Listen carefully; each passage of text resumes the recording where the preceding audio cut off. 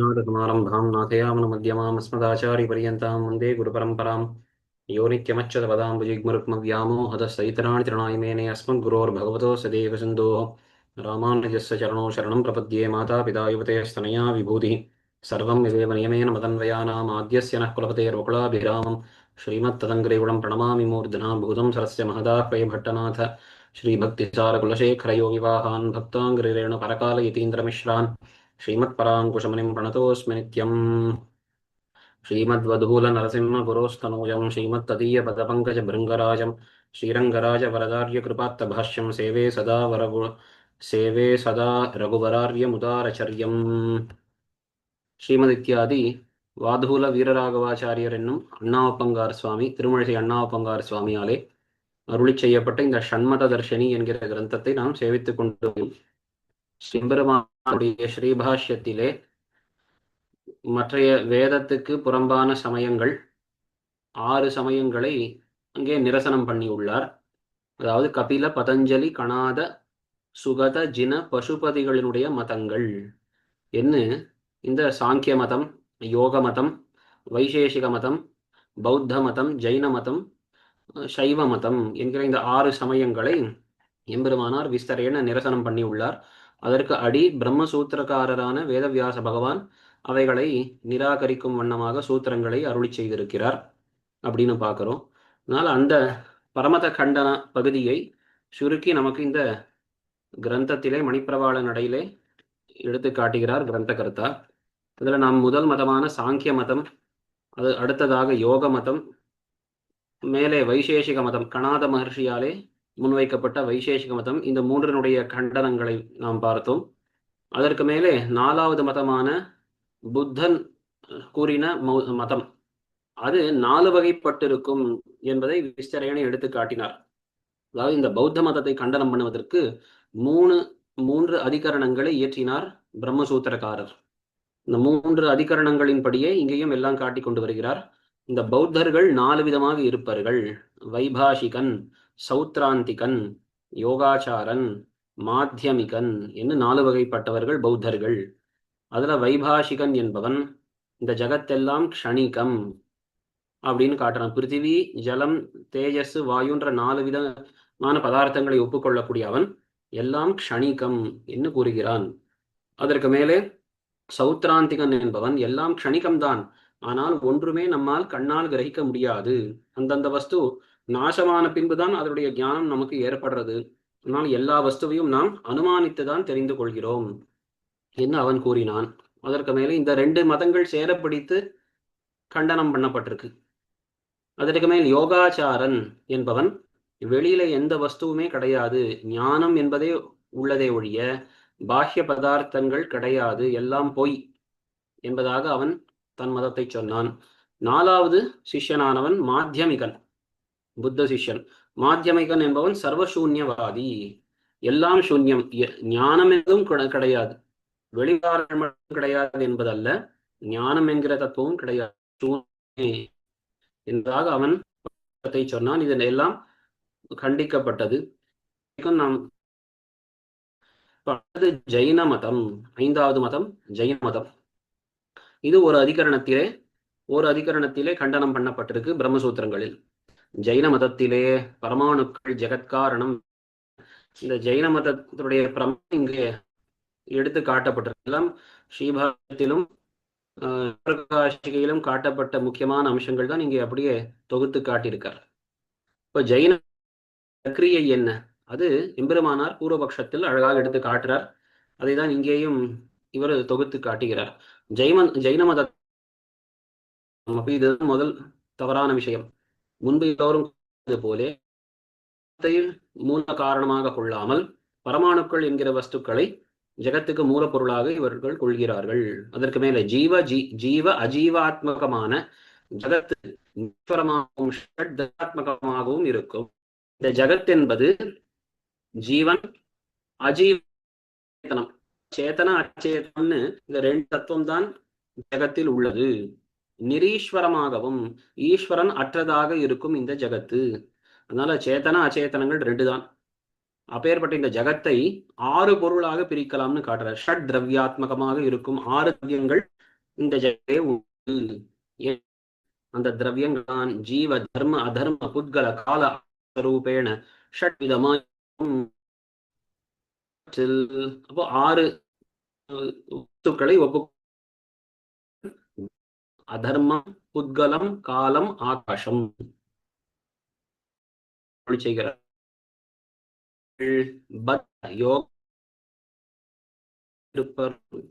ஜீவாத்மாக்களை இவர்களும் 3ஆக பிரித்துக் கொள்கிறார்கள். பத்தர்கள், சம்சாரத்தில் இருப்பவர்கள். யோக சித்தர்கள்னா மோட்சத்துக்காக பிரயத்னம் பண்ணி அந்த உபாசனாதிகள் உபாயத்தை பண்ணி கொண்டு இருப்பவர்கள். முக்தர்கள், சம்சாரத்திலிருந்து விடுபட்டவர்கள். தர்மம்னா என்ன? 2வது, இப்பொழுது 6 திரவியங்களுக்குள்ளே 2வது தர்மம். தர்மமாவது கதிமான்களுடைய கதி ஹேதுபூதமான வியாபியான திரவிய விசேஷம். இவர்கள் பட்சத்துல தர்மம் அப்படின்றது உலகமெங்கும் நிறைந்திருக்கக்கூடிய, ஆகாசம் போல உலகமெங்கும் நிறைந்திருக்கக்கூடிய ஒரு தத்துவம். அது நம்மை மேல் மேலே கொண்டு போவதற்கு காரணமான ஒரு தத்துவம்னு இவர்கள் சொல்லுகிறார்கள். ஏன்னா இவர்கள் பட்சத்துல மோட்சம் அப்படின்னா அப்படியே மேலே போயிட்டே இருப்பதா, சதத ஊர்த்வ கதி அப்படின்னு சொல்லுவார்கள். எப்பொழுதும் அப்படியே மேலே போயிட்டே இருப்பது, அதுதான் மோட்சமா. அப்போ மேன்மேலே நாம் ஏறுவதற்கு காரணம் என்ன அப்படின்னா இந்த தர்மம் என்கிற தத்துவம். அதர்மம்னா என்ன? 3வது, ஸ்தாவர ஹேது பூதமான வியாபியான திரவிய விசேஷம். அதாவது ஒரே இடத்துல நிற்பது. ஸ்தாவரம் அப்படின்னா ஒரே இடத்தில் நிற்கக்கூடியது, அசையாமல் இருப்பது. அதற்கு காரணமான தத்துவம் தான் அத்ரவியம். இது ஒரு திரவியம்னு சொல்றாரு. அதற்கு காரணமான தத்துவம் தான் இந்த அதர்மம். அப்ப அதர்மம் பண்ண பண்ண நாம் ஒரே இடத்துல அப்படியே இருப்போம். தர்மம் பண்ண பண்ணத்தான் மேன்மேலே நாம் போவோம். புத்கலம், புத்கலம்னா என்ன அப்படின்னா வர்ண கந்த ரச ஸ்பர்ஷவத்தான திரவிய விசேஷங்கள். அதுதான் பரமாணு ரூபமாயும் தத் சங்காத ரூபமான வாயு அக்னி ஜல பிருத்திவி ஷரீர புவனாதி ரூபமாய் விவிதமாயிருக்கும். சரி, புத்கலம் அப்படின்னு சொன்னால் இந்த நம் கண்ணால் பார்க்கக்கூடிய இந்த எல்லா தத்துவங்கள் இதெல்லாம் தான் புத்கலம் அப்படின்னு சொல்றார்கள். என்னது? வர்ணம்னா ரூபம், வர்ணம் ஒரு கந்தம், அது அந்த நாற்றம், சுவை, ரசம், ஸ்பர்ஷம், இவைகளை கொண்டதான அந்த வஸ்துக்களைத்தான் புத்கலம்னு சொல்றோம். இது 2 விதமாக இருக்கும். ஒன்று மூலப்பொருளான பரமாணு வடிவிலேயும் இருக்கும், அதிலிருந்து உருவாக்கப்பட்ட பெரிய பெரிய வஸ்துக்களாகவும் இருக்கும். என்னது? வாயு, அக்னி, ஜலம், ஜலம்ன்ற வார்த்தை விட்டு போயிருக்கு, ஜலம், பிருத்திவி, அப்புறம் நம்முடைய உடம்பு, ஷரீர, புவனம், இந்த லோகங்கள், இது போன்ற கூட்டம் பெரிய பெரிய வஸ்துவாயும் இருக்கும். அதனால புத்கலம்னு சொன்னால் நாம் கண்ணால் பார்க்கக்கூடிய இந்த அச்சேதன ஜட வஸ்துக்கள் இதெல்லாம் தான் புத்கலம்னு சொல்லுவது. அப்ப கண்ணால் பார்க்கும்படியான பெரிய வஸ்துவும் அதற்கு அடிப்படையான பரமாணுக்களாயும் இருக்கக்கூடியது. அடுத்தது காலம்னா என்ன? பூத பவிஷ்யத் வர்த்தமான வியவகார ஹேதுவாய் அனுரூபமான திரவிய விசேஷம். காலம் என்பது நிகழ்ந்தது இல்லையா? பூத பவிஷ்யத் வர்த்தமான வியவகாரம். வியவகாரம்னா வார்த்தைப்பாடு. இது நடந்து முடிந்தது, இது நடக்கப் போகிறது, இது நடந்து கொண்டிருக்கிறதுன்ற நாம் எல்லாரும் பயன்படுத்தக்கூடிய இந்த சொல்லாடல் இருக்கே, இதற்கு காரணமான ஒரு வஸ்து. ஆனா என்னன்னா அது அணுவானதுன்றார். நம்ம வேதாந்திகளோ காலம் என்பது விபூன்னு நாம் சொல்லுகிறோம். ஆனா இவர்கள் காலம் அணு தத்துவம் என்று கூறுகிறார்கள். கடைசியில் ஆகாசமாவது ஏகமாய் அனந்த பிரதேச யுக்தமான திரவிய விசேஷம். ஆகாசம் என்பது ஒரு வஸ்து, அது எல்லா இடத்திலும் நிறைந்திருக்கக்கூடியதானது அப்படின்னு இப்படி 6 விதமான அந்த வஸ்து விபாகத்தை பண்ணுகிறார்கள். இவற்றில் அணு வியதிரிக்தங்களான திரவியங்கள் பஞ்சாஸ்திகாயங்கள் என்றும் சொல்லப்படும். இப்ப இந்த ஜகத்தையே பிரித்து சொல்லும் பொழுது அணுரூபமான வஸ்துக்கள் ஒரு பக்கம், அணுவை தவிர்த்து கொஞ்சம் சற்று பெரிய அளவிலே இருக்கக்கூடிய வஸ்துக்களை எல்லாம் அஸ்திகாயம் என்பதாக இவர்கள் சொல்லுகிறார்கள். இதெல்லாம் ஜெயின மதத்துல நிறைய கிரந்தங்கள் இருக்கு. உண்மையிலே பார்த்தால் எந்த மதத்திலே அதிகப்படியான கிரந்தங்கள்னு பார்த்தால் ஜெயின மதத்தில் தான். ஆனால் நிறைய விதவிதமான பிரிவுகள்லாம் சொல்லி காட்டியிருக்காரு. இப்ப நம்ம சம்பிரதாயத்துல பார்த்தோம்னா தத்துவத்ரயம் இல்ல அர்த்த பஞ்சகம் இப்படி எல்லாம் பிரிப்பது உண்டு இல்லையா? அது போல இவர்கள் இது மாதிரி வெவ்வேறு விதத்துல பிரிக்கிறார்கள்னு கொள்ளலாம். நாம் அணுவாக இருக்கக்கூடிய சூக்ஷ்மமான வஸ்துவை காட்டிலும் மற்ற அனைத்தும் சற்று பெரிதாக இருக்கக்கூடிய வஸ்துக்களை எல்லாம் அவர்கள் அஸ்திகாயங்கள், பஞ்ச அஸ்திகாயங்கள், 5 அஸ்திகாயங்கள் இருக்கின்றன. அவையாவன ஜீவாஸ்திகாயமும், தர்மாஸ்திகாயமும், அதர்ம அஸ்திகாயமும், புத்கல அஸ்திகாயமும், ஆகாஷாஸ்திகாயமும். அஸ்திகாயமாவது அநேக தேசவர்த்தியான திரவியம். அதான் இந்த பரமாணு என்கிற அந்த கடைசி சூக்ஷ்மமான வஸ்துவை தவிர்த்து சற்று பெரிதாக இருக்கக்கூடிய வஸ்துக்கள், இதையெல்லாம் அஸ்திகாலம் அப்படின்னு, அஸ்திகாயம்னு சொல்லுவது. இன்னமும் ஜீவர்களுக்கு மோக்ஷோபயோகியான சங்கிரகாந்தரமும் உண்டு. பாருங்கள், ஓ 6 திரவியங்களாக பிரித்து சொன்னார்கள். இந்த ஜகத்தே 6 திரவியங்களாக இருக்கும். ஜீவன், தர்மம், அதர்மம், புத்கலம், காலம், ஆகாசம்னு ஒரு விதமான பிரிவு. இன்னொரு பிரிவும் இருக்கு. அதாவது மோட்சத்துக்கு வேண்டியதான ஒரு பிரிவும் நாம் தெரிந்து கொள்ளணும். என்ன பிரிவு அது அப்படின்னா, ஜீவமும் அஜீவமும் ஆசிரவமும் பந்தமும் நிர்ஜரமும் சம்வரமும் மோக்ஷமும் அப்படின்னு 7 தத்துவங்கள் அப்படின்னு காட்டுறார்கள். இப்போ நம்ம இந்த அர்த்த பஞ்சகம்லாம் சொன்னால் அதெல்லாம் அது போலத்தான். மோட்சத்துக்கு வேண்டியதான ஒரு வஸ்துக்களை பிரித்து தெரிந்து கொள்வது அப்படின்னு சொன்னால் 5ஆக பிரித்து சொல்லலாம்.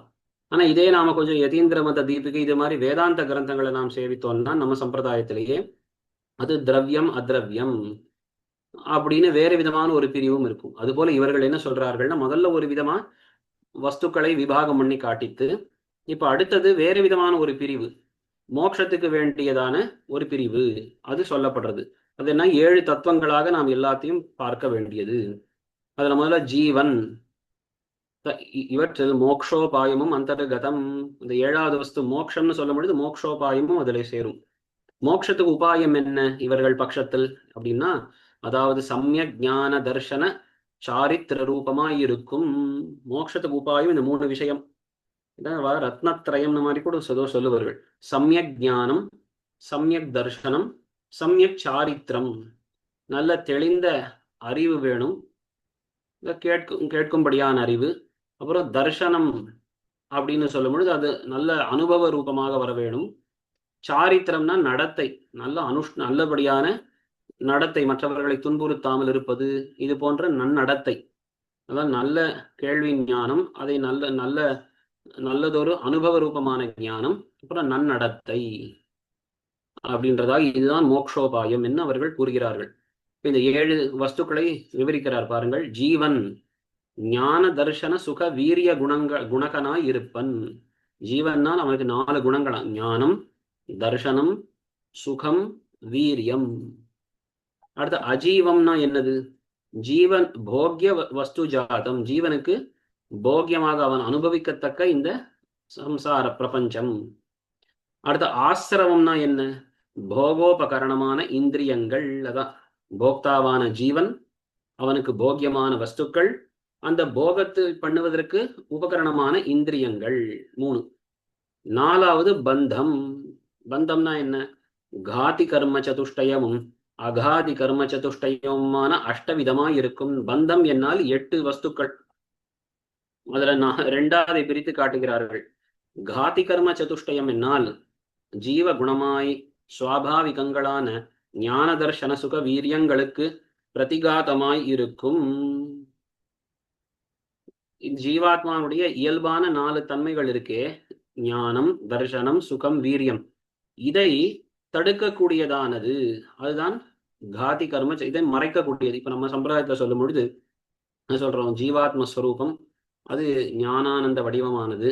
ஆனா நம்முடைய கர்மம், நாம் செய்த கர்மங்கள், புண்ணிய பாபங்கள், அதனாலே அது அப்படி மறைக்கப்பட்டிருக்குன்னு சொல்றோம் இல்லையா? அது மாதிரி புரிந்து கொள்ளணும். இது காதி கர்ம சதுஷ்டயம், ஜீவாத்மாவுடைய இயல்பான 4 தன்மைகளை மறைக்கக்கூடியவைகள். அகாதி கர்ம சதுஷ்டயம், அதை காட்டிலும் வேறுபட்ட இன்னொரு 4 தத்துவங்கள். என்னது? ஷரீர சம்ஸ்தானமும் தத் அபிமானமும் தத் ஸ்திதியும் தத் பிரயுக்த சுகதுக்க அபேட்சைகளுமாகிற இவற்றுக்கு ஹேதுபூதமாயிருக்கும். ஷரீரமானது நிலை நின்றிருக்கிறது. ஷரீரத்தில் நான் என்கிற அபிமானம் நமக்கு இருக்கு. அந்த அபிமானமும் நீடிச்சிருக்கு. அபிமானத்தினாலே நமக்கு சுக துக்கங்களில் அபேட்சை ஏற்படுகிறது. இந்த 4 விஷயங்களுக்கு காரணமானவை. இதெல்லாமே பந்தம் அப்படின்னு அவர்கள் சொல்லுகிறார்கள். அதற்கு மேலே நிர்ஜரம் அப்படின்னால் மோக்ஷ சாதனமாய் அர்ஹது உபதேசாவகதமான தபஸு. மோட்சத்துக்கு உபாயமாய் இருக்கும்படியாய் அர்ஹத் அர்ஹன் அப்படின்னு அவருடைய மூல புருஷனுக்கு அர்ஹன்னு பெயர். ஜினன், ஜினனாலே சொல்லப்பட்ட மதம் தான் ஜெயினம். அர்ஹன் அவனாலே சொல்லப்பட்டது ஆர்ஹதம்னு இதற்கெல்லாம் பெயர். அர்ஹன்னு சொன்னா அந்த மூல புருஷன், இந்த மகாவீரன், அந்த அந்த தீர்த்தங்கரர்கள், அந்த அர்ஹன் அவனாலே அவனுடைய உபதேசத்தினால் அறியப்படக்கூடிய தபஸ். தபஸ்ன்னு சொன்னால் உடம்பை வருத்தி கொள்வதுன்னு அர்த்தம். நேரடியான அர்த்தம் தான் தாபம். உடம்பை வருத்தி கொள்வது. அது ஜெயினர்கள் மதத்துல ரொம்பவே உண்டு. உடம்பை வருத்தி கொள்ளணுமா, அப்பதான் அந்த பாபங்கள் எல்லாம் போகும் என்ன அவருடைய பட்சம். ஒரு கேசத்தையும் கேசோல் நுஞ்சனம்னு சொல்லுவார்கள்.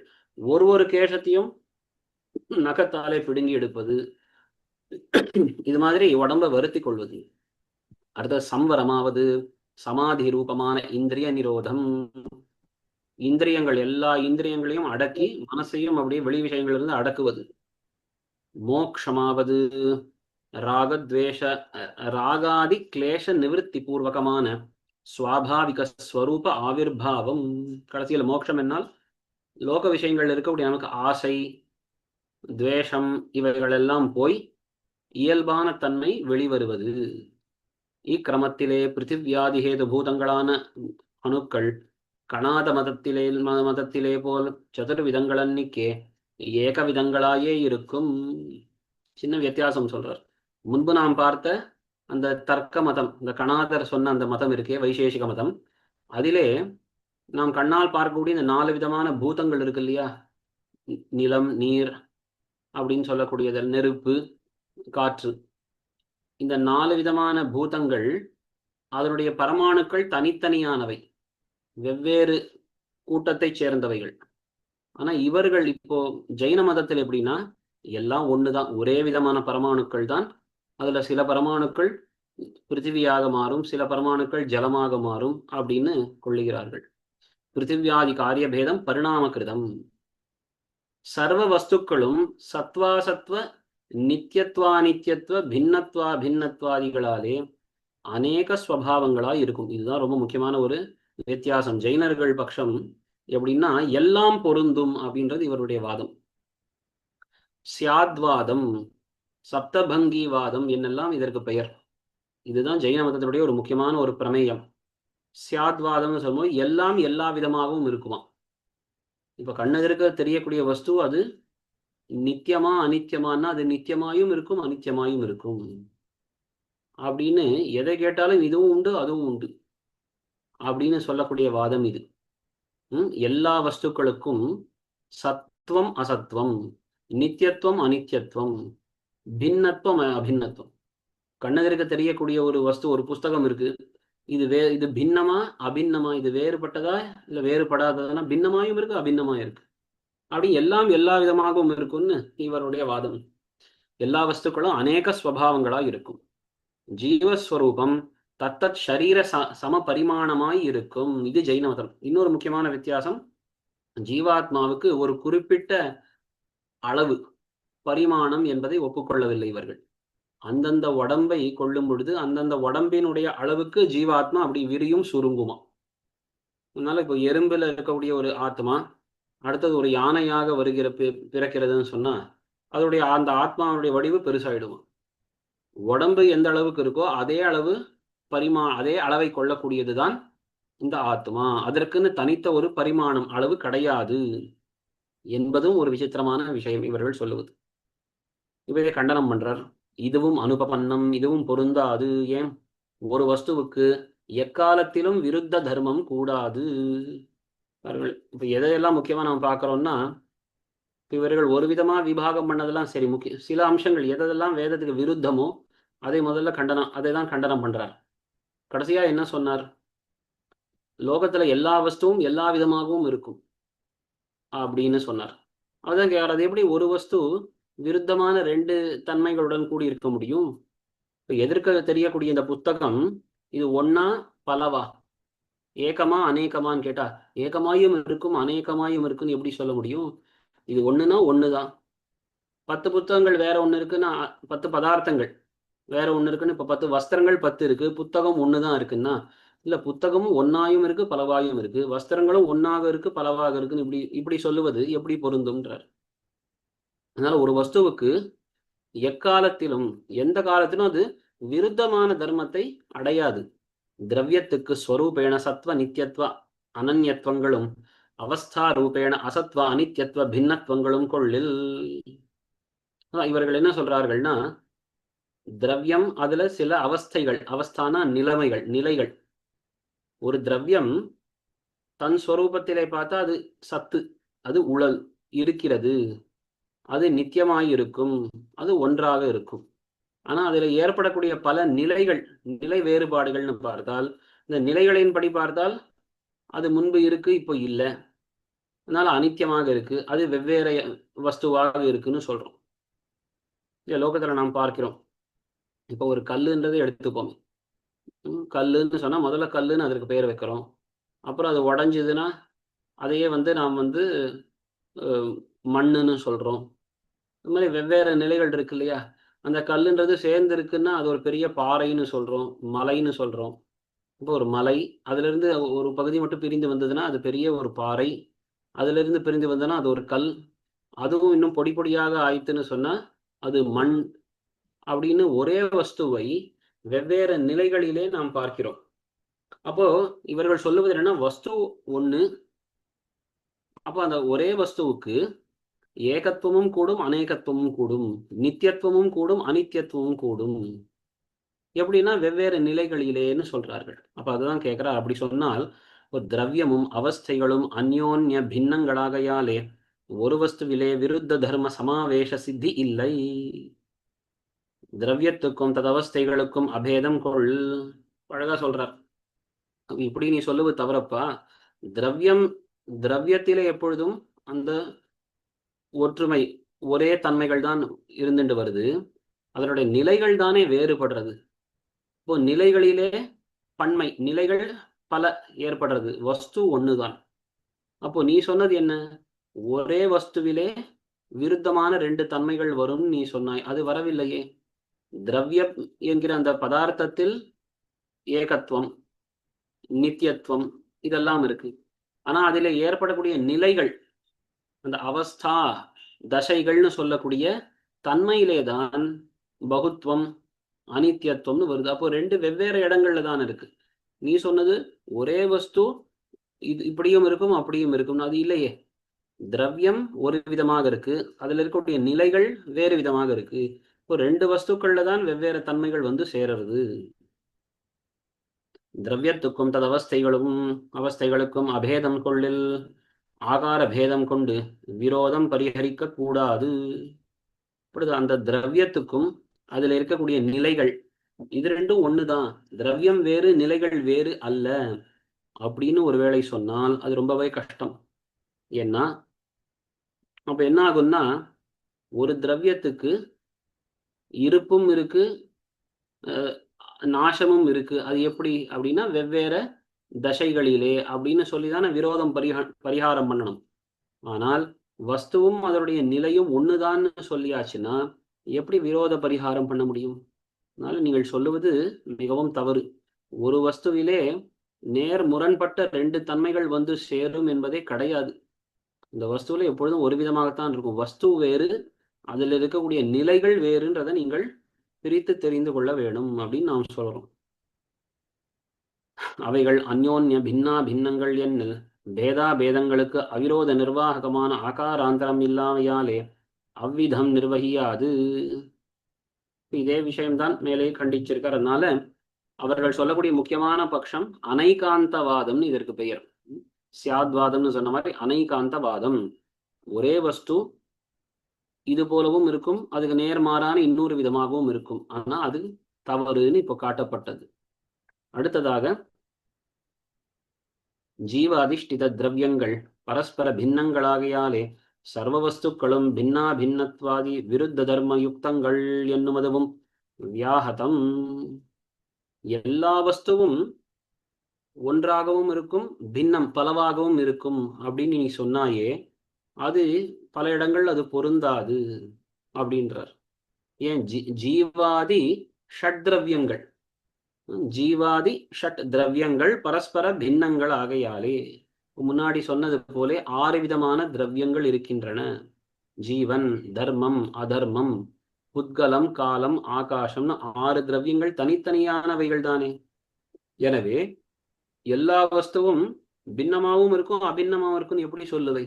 இந்த 6 திரவியங்கள் எப்பொழுதும் பின்னமாகத்தானே இருக்கின்றன, ஒண்ணுக்கொண்ணு வேறாகத்தான் இருக்கு. அப்ப நீ சொன்ன வார்த்தை அது பரஸ்பர விருத்தமாக இருக்கு. நீ சொன்ன மற்றொரு வார்த்தையாலே அது தள்ளப்பட்டது. முக்கியம் அடுத்தது வர்றார். காலம் என்பதை அணுவாக இவர்கள் கொண்டார்கள். கால தத்துவம் என்பது எங்கும் நிறைந்திருக்கக்கூடியது. காலோ, இந்த காலம்ன்றது அனந்தம். காலஹ பகவான் அனந்தஹா, அநாதிர் பகவான் காலஹ நாந்தோஸ்ய த்விஜ உச்சதே அப்படின்லாம் பிரமாணங்கள் சொல்லுவது உண்டு. காலம் என்பது விபுவாக எங்கும் இருக்கக்கூடிய ஒரு தத்துவம். ஆனா அதை இவர்கள் அணுவானது, ஒரு அணு ஒரே இடத்தில் மட்டும் இருக்கும்படியாக இவர்கள் சொல்லுகிறார்கள். அதை கண்டிக்கிறார். காலம் சர்வ வஸ்து விசேஷணமாக தோன்றுகையாலே அணுவுக்கு சர்வ வஸ்து அதிகரணம், சர்வ வஸ்து அதிகரணத்துவம் கூடாமையாலே அதுக்கு அணுத்துவம் கூடாது. காலம் என்பது எல்லா பதார்த்தங்களுக்கும் அது விசேஷணமாக தோன்றுகிறது. என்ன தாற்பயம்னா, இப்பொழுது இது நடக்கிறது, அப்பொழுது அது நடக்கின்றது, இப்பொழுது இது இங்கே உள்ளது அப்படின்னு லோகத்தில் இருக்கிற எல்லா வஸ்துவுக்கும் காலத்தை சேர்த்து அதுடன் காலத்தை சேர்த்து சேர்த்து நாம் சொல்லும்படியாக இருக்கு. இப்போ காலம் ஏதோ ஒரு அணுவான ஒரு இடத்தில் மட்டும் இருக்கக்கூடிய வஸ்துன்னு சொன்னால் எங்கும் எல்லா வஸ்துக்களுடன் அதற்கு எப்படி சம்பந்தம் ஏற்படும்? அதனால காலத்தை விபு அப்படின்னு தான் நாம் கொள்ளுவது பொருத்தம். வஸ்துக்கள் தோறும் விசேஷணமான அனுபூத காலம் பின்னா பின்னம் என்று கொள்ளல் இக்காலத்தில் அநேக பதார்த்தங்கள் இருக்கின்றன என்கிற பிரதீதிக்கு விரோதம் பிரசங்கிக்கும். ஜீவன் அதுதான் மறுபடியும் காட்டி முடிக்கிறார். எல்லா வஸ்துக்களுக்கும் விசேஷணமாக அணுவான காலம் தோற்றுகிறதுன்ற வாதமே தவறு. இப்போ காலமானது ஒரே நேரத்தில் இங்கே நாம் சொல்றோம் இந்த புத்தகம் இப்பொழுது எழுதப்படுகிறதுன்னு சொன்னா புத்தகத்துக்கும் காலத்துக்கும் சம்பந்தம் இருக்கு. வேற ஏதோ ஒரு தேசத்துல பல ஆயிரக்கணக்கான யோஜனைகள் தள்ளி இருக்கக்கூடிய வேற ஒரு தேசத்துல ஒருவன் சொல்லுகிறான் இந்த காலத்தில் இப்பொழுது இதை நான் பண்ணுகிறேன். அப்போ ஒரே நேரத்தில் வெவ்வேறு 2 இடங்கள்ல இந்த காலத்துக்கு எப்படி சம்பந்தம் வரும்? அதனால அது அணு என்று சொல்லுவது மிக தவறு.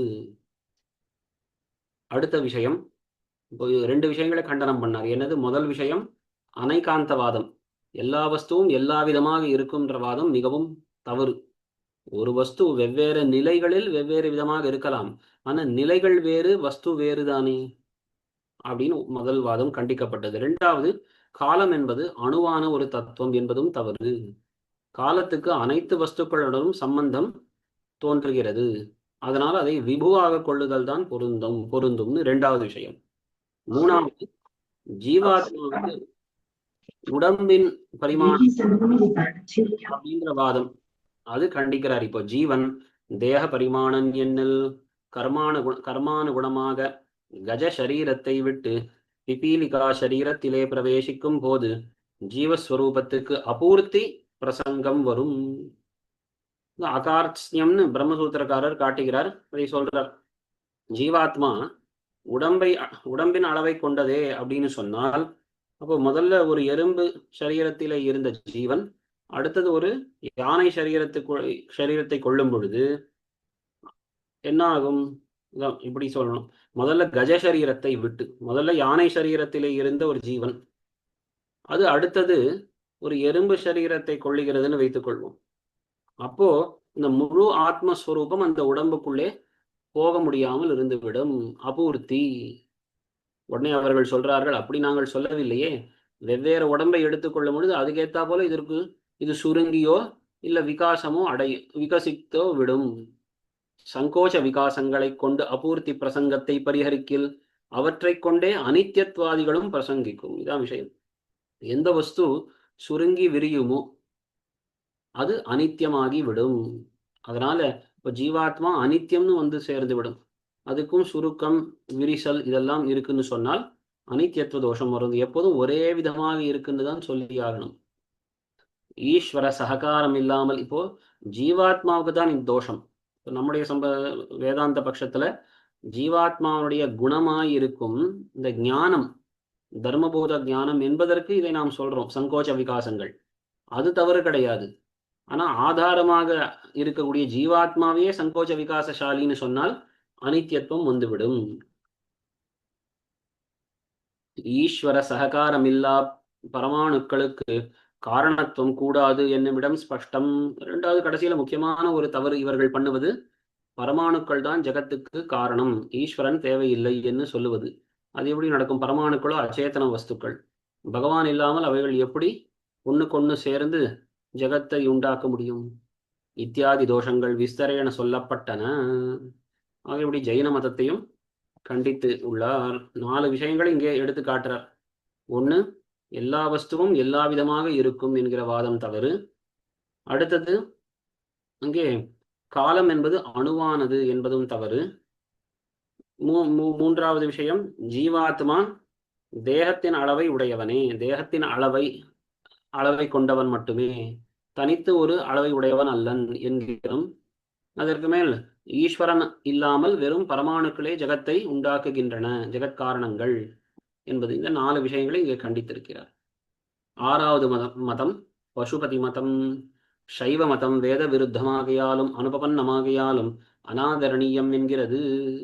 கடைசியாக இருப்பது பசுபதி ஆன சிவன் சொன்ன அந்த ஒரு மதம், அந்த சைவ ஆகமங்களிலே சொல்லப்பட்டிருக்கக்கூடிய கருத்து. இது வேதத்துக்கு விருத்தமாக இருக்கு. அனுபபன்னம்னா யுக்திகளுக்கும் பொருந்தாமல் இருக்கிறது. எனவே இது கொள்ளத்தக்கதல்ல. ஏன்? எங்கனே என்னல். இப்ப பூர்வபக்ஷத்தை காட்டுகிறார்.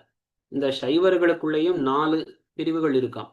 காபாலர் என்றும் காலாமுகர் என்றும் பாசுபதர் என்றும் சைவர் என்றும் சிவமதஸ்தர்கள் 4 வகைப்பட்டிருப்பார்கள். பௌத்தர்களைப் போலே இவர்களிலும் 4 விதம் இருக்கு.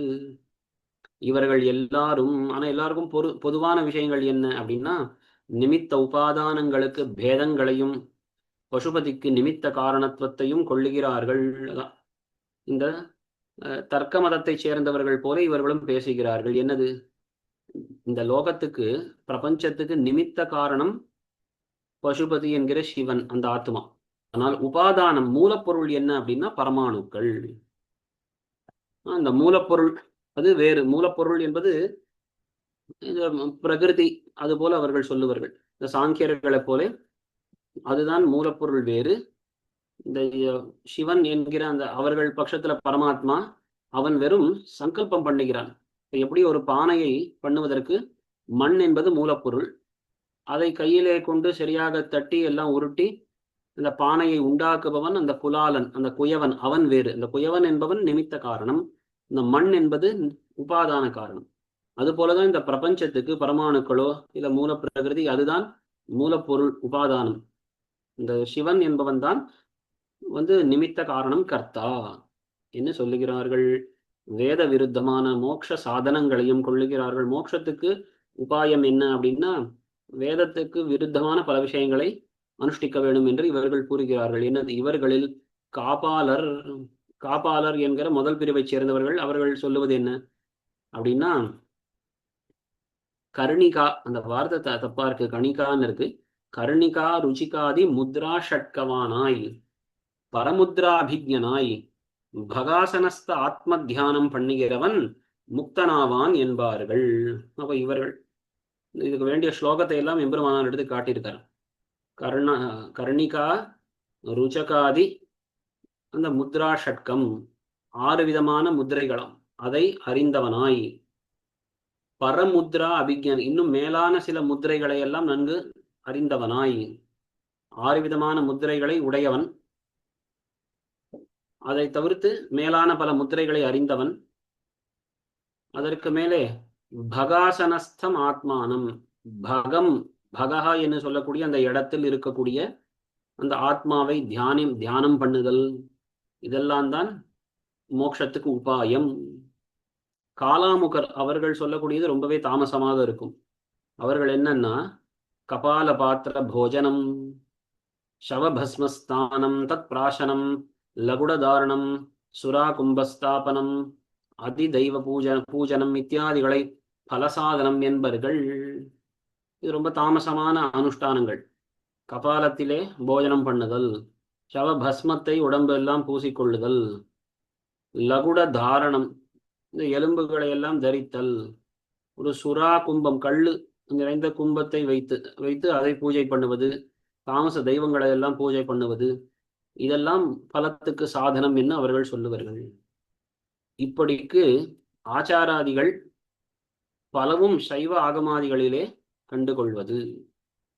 இதுவும் அனுபபன்னம். இப்போ கண்டனம் ஆரம்பிக்கிறார். இதுவும் அனுபபன்னம், பராவர தத்துவ வித்தியாசமும் உபாசனா பேதமும் ஆச்சார பேதமும் வேத விருத்தங்களாகையாலே அப்பிரமாணங்கள். இப்போ இவர்கள் சொல்லக்கூடிய முதல்ல தத்துவத்தை எடுத்துப்போமே. பராவர தத்துவ வித்தியாசம் பண்ணியிருக்கா. பரதத்துவமான ஸ்ரீமன் நாராயணனை கீழேயாகவும் அவர தத்துவமான சிவனை மேலாகவும் இவர்கள் புரிந்து கொண்டிருப்பது அது வேதத்துக்கு விருத்தம். அடுத்த உபாசனைகள், உபாசனா பேதம்னா இவர்கள் சொல்லக்கூடிய ஒரு விதமான உபாசனங்கள், ஒரு விதமான ஆச்சாரங்கள்லாம் சர்வதா வேதத்துக்கு விருத்தம். இந்த பஸ்மம் அஸ்தி இதெல்லாம் தொடவே கூடாதுன்னு இருக்க, அதை கொண்டு வழிபாடுகள் பண்ணுவது, அதே போல இந்த எலும்புகளை தரித்துக் கொள்வது, இதெல்லாம் ரொம்பவே ஹேயமான விஷயங்கள், வேதத்திலே மறுக்கப்பட்டது. அதையெல்லாம் ஆச்சாரம்னு இவர்கள் கொள்கிறார்கள். வேத விருத்தங்களையானே ஆகையாலே அப்பிரமாணங்கள். இவர்கள் அனுமான பிரமாணத்தாலே நிமித்தேஸ்வரனை கொள்ளுகிறார்கள். அப்படி அனுமானத்தாலே நிமித்தேஸ்வரனை கொள்ளும் போது திருஷ்டானுசாரேன குலாலன். இப்ப அடுத்த ஒரு முக்கியமான விஷயத்தை கண்டனம் பண்ணுகிறார்கள் இங்கே. அனுமானத்தினாலே ஜகத்து என்பது அழியக்கூடிய வஸ்து. அப்போ இதை யாரோ ஒரு நாள் ஒருவன் படைத்திருக்க வேணுமே, அவன்தான் பரமசிவன் என்று இப்படி அனுமானத்தினாலே அந்த ஈஸ்வரனை சாதிக்க முற்படுகிறார்கள். இது பெரிய தவறு. ஏன் அப்படின்னா, பொதுவாக நாம் ஒரு வஸ்துவை ஊகித்து அனுமானத்தாலே சாதிப்போம்னு சொன்னால், அப்போ கண்ணாலே நாம் பார்த்த வஸ்துக்கள் போலே அது ஒன்று என்று இப்படிதான் சித்திக்கும். அப்போ சர்வதா கண்ணால் பார்க்கக்கூடிய விஷயத்தை காட்டிலும் விலட்சணமானவன் அவன் அப்படின்றது சித்திக்காது அப்படின்ற. ஏன்னால் இப்ப எப்படி லோகத்துல ஒரு குலாலன் மிருத்பிண்டத்தை அதிஷ்டிக்கிறா போலே நிமித்த ஈஸ்வரன் பிரகிருதியை அதிஷ்டிக்கிறான் என்று கொள்ள வேண்டும். இவர்கள் சாங்கியர்கள் சொல்லுவது போல இந்த மூல பிரகிருதி என்பதுதான், பிரகிருதி என்பது ஜெகத்துக்கு உபாதான காரணம், அந்த சிவன் தான் நிமித்த காரணம், கர்த்தா என்று சொல்லுகிறார்கள். இப்ப எப்படி ஒரு குயவன் அந்த மண் பிண்டத்தை மிருத்பிண்டத்தை கையாலே எடுத்து அதெல்லாம் செய்வர பண்ணுகிறானோ, அதுபோலே இந்த மூல பிரகிருதியை, பிரகிருதி தத்துவத்தை சிவன் பிரேரிக்கிறான்னு சொல்லணும். அப்படி சொன்னால் அதிஷ்டானத்துக்கு சரீரம் வேண்டுகையாலே அசரீரனுக்கு அதிஷ்டானம் கூடாது. அவனுக்கு சரீரத்தை கொள்ளல். முதல் பெரிய கஷ்டம் என்னன்னா, ஒரு வஸ்துவை ஒரு ஆத்மா அதிஷ்டிக்கிறான், அதை பிரேரிக்கிறான், அதை எடுத்து இப்படி எப்படி எல்லாம் பண்றான்னு சொன்னா அவனுக்கு முதல்ல உடம்பு வேணும். உடம்பு இல்லாதவனாலே ஒரு வஸ்துவை அதிஷ்டானம் பண்ண இயலாது. சரி, அதுக்காக அவனுக்கு ஒரு சரீரம் எடுத்துக்கலாம். ஜெகத் காரணமான இந்த நிமித்த காரணமான இந்த ஈஸ்வரனுக்கு சரீரம் ஒண்ணு இருக்கட்டுமே அப்படின்னால், இப்ப அந்த சரீரம் நித்தியமா அனித்தியமானு கேள்வி வரும். சரீரம்னு சொன்னாலே அதுக்கு அவயவங்கள் வேணும் தானே, கை கால் போன்ற அவயவங்கள் இருக்கணும், அப்பதான் அது சரீரம்னு சொல்றோம். அப்போ அதுக்கு அனித்தியத்துவம் பிரசங்கிக்கும், அது அனித்தியம்னு ஆகிவிடும். அப்புறம் அதற்கு அனித்தியம் என்று கொள்ளில், இந்த இடத்துல பங்கிகள் கொஞ்சம் சோதனை பண்ணணும். அது நித்தியம்னு இருக்கு, அனித்தியம்னு வச்சுக்கணும். அனித்தியம் என்று கொள்ளில் அதுக்கு உற்பத்தி காரணம் இல்லாமையாலே சரீரம் சித்தியாது. பாருங்கள், ஜகத்தை எல்லாம் சிருஷ்டிக்கு முன்னாடி, இந்த சிருஷ்டி பண்ணுவதற்கு முன்பு யார் இருந்தார்? அந்த அவன் மட்டும், பரதத்துவமான சிவன் மட்டும் இருந்தான்னு சொல்லணும். அவன்தான் இந்த லோகத்தை படைக்க தொடங்குகிறான். சரி, எப்படி அவன் படைக்கிறான்? உடம்புடன் கூடியிருந்தால்தான் அவனால் படைக்க முடியும். சரி, அவனுடைய உடம்பு எப்படி ஏற்பட்டது? அவனுடைய உடம்பு வருவதற்கு எது காரணம் அப்படின்னா சொல்லவே முடியாது.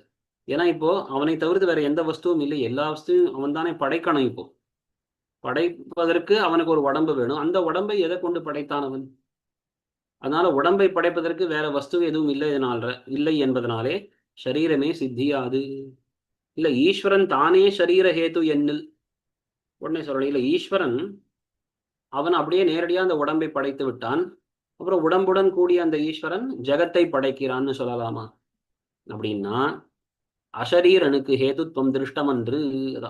ஷரீரம் இல்லாத ஈஸ்வரன் வெறும் ஆத்மாவானவன் எப்படி அந்த சரீரத்தை படைக்க இயலும்? ஏன்னா இது வரைக்கும் நம்ம என்ன பண்றோம்? அனுமானத்தாலே சொல்லும் பொழுது கண்ணுக்கு தெரிந்த மாதிரி தான் நாம் ஊகிக்கணும். ஒரு குயவன் உடம்புடன் கூடியிருந்துதான் அந்த கையை கொண்டு அந்த மண் பிண்டத்தை அசைத்து கடத்தை பண்ணுகிறான்னு பார்க்கிறோம். அப்போ ஒரு வஸ்துவை உண்டாக்கணும்னா அந்த கர்த்தாவுக்கு சரீரம் வேணும். இதுதான் நாம் கண்ணால் பார்த்த நியமம். அப்போ ஜகத்தை படைக்க வேணும்னா அந்த ஈஸ்வரனுக்கு உடம்பு வேணும். உடம்பை படைப்பதற்கு இன்னொரு உடம்பு வேண்டி இருக்கும். அப்போ அந்த உடம்பை படைப்பதற்கு இன்னொரு உடம்புன்னு இது போயிட்டே இருக்கும். அனவஸ்தா தோஷம் வரும். சரீராந்தரத்தை கொண்டு ஹேது என்னில் அனவஸ்தை வரும். அசரீரனான ஜீவனுக்கு சரீராதிஷ்டானம் போலே அசரீரனான ஈஸ்வரனுக்கு பிரகிருதி அதிஷ்டானம் கூடும் என்னில். ஒரு நல்ல விஷயம்.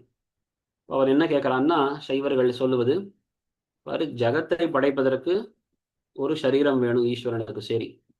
ஆனா அந்த சரீரத்தை படைப்பதற்கு இன்னொரு சரீரம் வேணுமா வேண்டாமான்னு நீ கேள்வி கேட்கிற. இப்படி எடுத்துப்போமே, அசரீரனான ஈஸ்வரனுக்கு பிரகிருதி அதிஷ்டானம் கொடுக்கும். இப்போ இந்த பரமாத்மாவான சிவனுக்கு சரீரம்னே தனியா ஒண்ணு வேண்டாம், அது ஒத்துக்கல. அவன் நேரடியாகவே இந்த ஜகத்தை படைக்கிறான்னே வைத்துக் கொள்வோமே. இல்ல, சரீரம் இல்லாமல் ஒருத்தன் எப்படி ஒரு காரியத்தை பண்ண இயலும் அப்படின்னு நீ கேள்வி கேட்கலாம். அதற்கு ஒரு பதில் சொல்றேன் பாரு. அப்படின்னா எப்படின்னா, இப்போ லோகத்துல பாருங்கள், நம்முடைய ஆத்மா, நாம்னு சொல்லக்கூடிய ஆத்மா இந்த உடம்பை பிரேரித்து கொண்டிருக்கு, அதிஷ்டித்து கொண்டிருக்கு இல்லையா? இப்ப இந்த உடம்பை கொண்டுதான் கை காலை அசைத்து அந்தந்த காரியங்களை நாம் பண்ணுகிறோம். உள்ளிருந்து ஆத்மா இந்த உடம்பை தூண்டி கொண்டிருக்கு, அதான் பிரேரித்து கொண்டிருக்கு. ஆனா இந்த நம்முடைய உடம்பை இந்த ஆத்மா பிரேரிப்பதற்கு இன்னொரு உடம்பு வேண்டி இருக்கான்னு? வேண்டியது இல்லையே. அப்போ சரீரத்தை பிரேரித்தல் என்கிற செயலுக்கு ஆத்மாவுக்கு சரீரம் வேண்டாம். அதுபோலே இந்த ஈஸ்வரன் ஜகத்தை படைக்கிறான்னு வைத்து போவேன். அப்ப ஜகத் என்பது அந்த ஈஸ்வரனுக்கு அதுதான் உடம்பு. அதனால அந்த பிரகிருதி தத்துவத்தை அப்படி நேரடியாகவே பரமசிவன் அதிஷ்டானம் பண்ணுகிறான், தூண்டுகிறான், கட்டுப்படுத்துகிறான்னு வைத்துக் கொள்வோம். அப்படின்னா அப்படி சொன்னால் ஜீவனுக்கு சரீராதிஷ்டானம் கர்மபல போகார்த்தமாகையாலே அப்படி ஈஸ்வரன் ஷரீரத்வேன பிரகிருதியை அதிஷ்டித்தால் கர்மபல போகம் பிரசங்கிக்கும். நல்லா சொல்றார். நீ சொன்னது சரி. இந்த ஜீவாத்மா எப்படி இந்த உடம்பை செலுத்துகிறதோ, வேறு ஒரு உடம்பு தேவையில்லாமல், அதுபோலே இந்த ஜகத்தையே ஈஸ்வரன் அப்படி பிரேரிக்கிறான், அதிஷ்டானம் பண்ணுகிறான்னு சொன்னால் அப்ப என்ன ஆயிடும்னா, இந்த உடம்பு இந்த ஜீவாத்மாவுடைய கர்ம பல அனுபவத்துக்காக ஏற்பட்டிருக்கு. இதனால சுகதுக்கங்களை அனுபவித்து நம்முடைய கர்மத்தை நாம் கழிக்கணும். அது போல ஆகிவிடும் இப்போ ஈஸ்வரனுக்கும். இப்போ பரமாத்மான்னு நீ சொல்லக்கூடிய இந்த பரமசிவனுக்கு இந்த சரீரம் போலேதான் இந்த லோகமேன்னு சொன்னால், அப்ப அவனுக்கும் கர்மங்கள் அதனடியாக சுகதுக்கங்கள்னு ஏற்பட்டு விடும் அப்படின்றார். ஜீவனுக்கு சரீரத்தை பிரேரித்தல் என்பது கர்ம பல போகத்துக்காக ஏற்பட்டதுன்னு எப்படியோ, ஈஸ்வரனுக்கு சரீரமாக இந்த பிரகிருதி அவன் வசத்தில் இருக்குன்னு சொன்னால் இப்போ கர்ம பல போகம் அவனுக்கும் வரும். சரீர வத்திரிக்தமாக அதிஷ்டிக்கல் சரீராந்தர அபேட்சை பிரசங்கிக்கும். முன்னாடி சொன்னதுதான். இந்த ஜகத்தை சரீரம் என்று கொண்டு சிவன் அதை பிரேரிக்கிறான்னு சொன்னா அது சரீரமாகிவிட்டது. அப்போ இவனுக்கு, அந்த சிவனுக்கு கர்ம பல சுகதுக்கங்கள்லாம் வரும், புண்ணிய பாபங்களை அனுபவிக்கணும். இல்ல இந்த பிரகிருதி மண்டலம்ன்றது அவனுக்கு சரீரம் கிடையாது. அது சரீரத்துக்கான வேறுபட்ட ஒரு வஸ்து தான். அதை அவன் அதிஷ்டிக்கிறான். இதாவது பாருங்கள், இப்ப நாம கை கால அசைக்கிறோம், கையை கொண்டு வேற ஒரு புத்தகமும் வேற சில வஸ்துக்களையும் அசைக்கிறோம். வேற ஒரு வஸ்துவை நாம் இங்கும் அங்கும் அதை எடுத்து ஆட்டணும்னு சொல்றாங்க புத்தகத்தை. அப்போ நமக்கு சரீரத்துடைய அபேட்சை வேணும். ஆனா சரீரமான கை காலை அசைப்பதற்கு இன்னொரு சரீரத்தினுடைய அபேட்சை வேண்டாம் இல்லையா? அது மாதிரி இப்ப இங்கேயும் சரீரத்தை காட்டிலும் வேறு ஒரு வஸ்துவை நாம் பிரேரிக்க வேண்டும். அதை தள்ளுவது, பிடிப்பது, இதெல்லாம் பண்ணணும்னு சொன்னா உடம்பு வேண்டி இருக்கு. ஆனா உடம்பான கை கால் முதலிய அவயவங்களை நாம் இங்கும் அங்கும் தூண்டுவதற்கு ஆத்மாவுக்கு வேறொரு உடம்பு வேண்டாம். இப்ப அதே யுக்தியை இங்க நாம் எடுத்துக்கொள்ளணும். இந்த பிரகிருத்தின்னு சொல்லக்கூடிய பிரபஞ்சத்தை அந்த பரமசிவன் எப்படி அதை அதிஷ்டானம் பண்ணிக்கிறான், தன்னுடைய உடம்பாக அதை அதிஷ்டானம் பண்ணிக்கிறான்னு சொன்னா அதனால இவனுக்கு கர்ம பலன்களை அனுபவிக்கும் வேண்டிய வரும். உடம்பாக பண்ணல, உடம்ப காட்டுல வேற ஒரு வஸ்துவாகத்தான் அதை அவன் பிரவர்த்திக்கிறான், பிரேரிக்கிறான்னு சொன்னா அப்ப அவனுக்கு வேற ஒரு உடம்பின் தேவை வேணும். சரீர வத்திரிக்தமாக அதிஷ்டிக்கில் சரீராந்தரத்தின் அபேட்சை வேணும். சரீர நிரபேட்சமாக அதிஷ்டானம் சரீரத்துவ பிரயுக்தமாகையாலே சரீராதிரிக்த அதிஷ்டானத்திலே சரீரம் வேண்டும். சரீரத்வேன அதிஷ்டிக்கில் போகம் பிரசங்கிக்கும் இத்தியாதி தூஷணங்கள் விஸ்தரேன சொல்லப்பட்டன. அதனால என்ன கேள்வி கேட்டார்னா, இப்போ அனுமானத்தால் ஈஸ்வரனை நீ சாதிக்கிறாய், அப்போ கண்ணுக்கு தெரிந்த குயவன் எப்படி ஒரு உடம்புடன் கூடித்தான் அந்த மண்ணை அவன் அதிஷ்டானம் பண்ணுகிறான், மண்ணை பிரேரிக்கிறான். அதுபோல இங்க மூல பிரகிருதியான அந்த உபாதான காரணத்தை சிவன் பிரேரிக்கும் பொழுது அவனுக்கு ஒரு உடம்பு வேண்டி வரும். இப்போ அந்த உடம்பு இருக்குன்னு சொன்னா அது அனித்தியம்னு சொல்ல வேண்டி வரும். அனித்தியம்னு ஒப்புக்கொள்ளலாமேன்னு நீ சொல்ல முடியாது, ஏன்னா அந்த உடம்பை ஈஸ்வரன் படைத்தான்னு கேள்வி வரும். அதற்கு இன்னொரு சரீரம் இருக்கா அப்படின்ற கேள்வி வரும். சரி, சரீரமே வேண்டாம், நேரடியாக அந்த மூல பிரகிருதி மண்ணை குலாலன் எப்படி அப்படி தூண்டி சரியான விதத்திலே அதை கொண்டு போகிறானோ அதுபோல இந்த மூல பிரகிருதின்ற அந்த உபாதான காரணத்தை ஈஸ்வரன் நேரடியாகவே அதை அவன் பிரேரிக்கிறான், அதிஷ்டிக்கிறான்னு சொன்னா நேரடியாக அதிஷ்டிக்க முடியாது. நேரடியா அதிஷ்டிக்கிறான்னு சொன்னா அந்த மூல பிரகிருதி அவனுக்கு உடம்பாக கொள்ள வேண்டி வரும். உடம்பாக இருக்குன்னு சொன்னா அவனுக்கு புண்ணிய பாபங்கள் ஒத்துக்க வேணும்.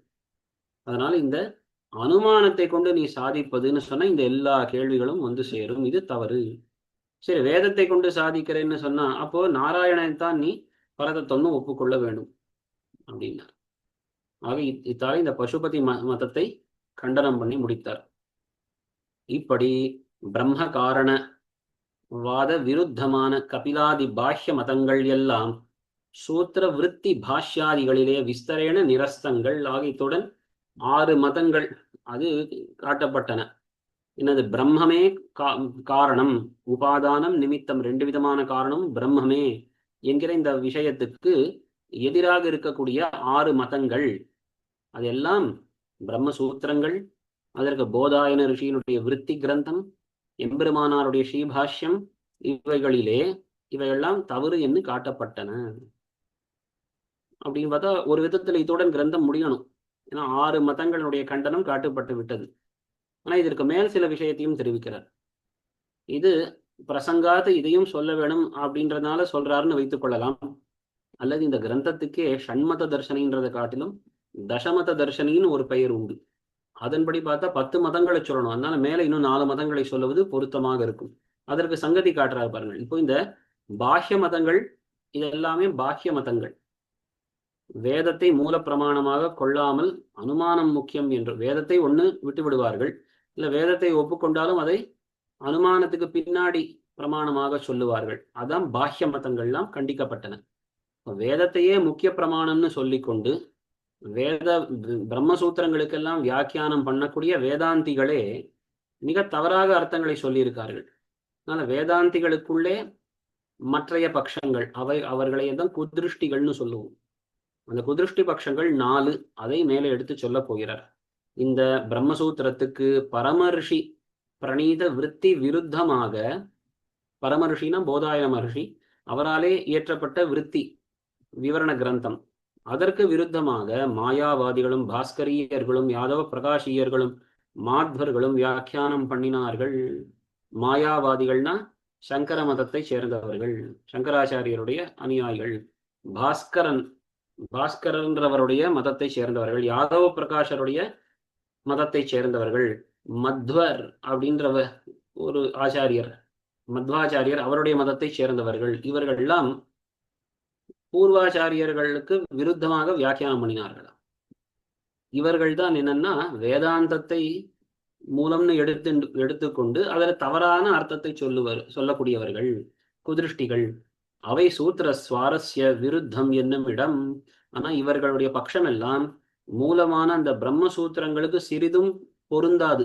அதனுடைய சுவாரஸ்யத்துக்கு நேர் எதிரானவை, அதனுடைய உண்மை பொருளுக்கு நேர் எதிரானவை இந்த மதம் என்பது பல கிரந்தங்கள்ல காட்டப்பட்டிருக்கு. சுத பிரகாஷிகையிலும் பாராசரிய விஜயத்திலும் பஞ்சமத பஞ்சனத்திலும் ஷாரீரக பாஸ்கராதிகளிலும் விஸ்தரேன சொல்லிற்று.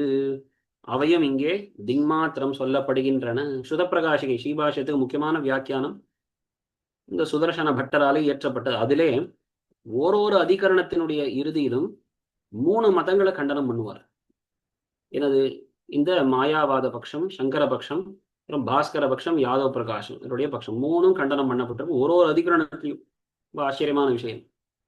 அதற்கு மாத்வ பட்சம் அதுல கண்டனம் பண்ணப்படவில்லை. ஏன்னா அவர் காலத்துல அது பெருசா வளரல. ஆனா அடுத்தது பாராசரிய விஜயம் அப்படின்றது மகாச்சாரியர் சோழசிம்மபுரம் தொட்டையாச்சார சுவாமி அவரால் இயற்றப்பட்டது. அதுவும் பிரம்மசூத்திரங்களுக்கு வியாக்கியானம், ஸ்ரீபாஷ்யத்தை தழுவிய வியாக்கியானம். ஆனா அதுல பரமத கண்டனம் ரொம்ப விஸ்தரமாக இருக்கு.